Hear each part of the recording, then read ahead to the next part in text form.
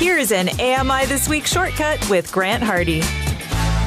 I've been known to religiously vacuum my place about once a year. So I started receiving complaints from my guests about the condition of my floors. Part of the reason is that I find it a really time-consuming chore that's difficult to do, but another part might be due to the very retro vacuum I owned from the 1980s that I'm pretty sure it was going to electrocute me any day. Introduce the Roomba. iRobot makes a variety of robotic vacuums that vary in terms of features, price, performance, and suction power. The one I'm trying is the Roomba i7 Plus with automatic dirt disposal. This is a large circular robot that's about 3.6 inches tall and is as wide and round as a large dinner plate. It fits into a cleaning base that sucks up all the dirt and debris the vacuum picked up and recharges the vacuum so it's ready for next time.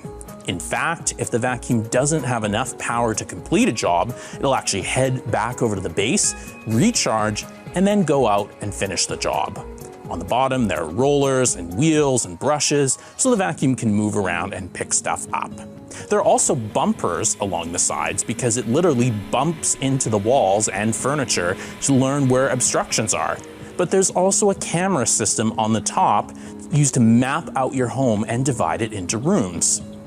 The iRobot app, available for iOS and Android, lets you vacuum your entire floor or individual rooms, schedule, pause, and cancel a cleaning job, play a tone so you can locate the Roomba, super useful for me without vision, and tell me about any problems the vacuum is experiencing or maintenance that it needs. But what's even cooler is you can hook it up to your favorite voice assistant so you can tell Google, vacuum my apartment. The buttons on the vacuum are very touch sensitive, so I actually find them a little bit difficult to use. There's a clean button, a dock button that returns the vacuum to its base, and a spot clean button used for thoroughly cleaning a very small area where you position the vacuum. I have just a few quibbles with the vacuum. Since it's large, it can't get into really small spots that a normal vacuum with hose could get into.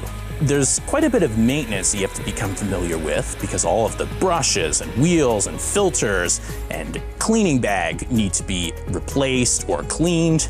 And worst of all, you have to pick up all your electrical cords to avoid them getting damaged or the vacuum pulling appliances off the table. But I've had compliments that my floors look shiny, so I'm happy and so are my guests.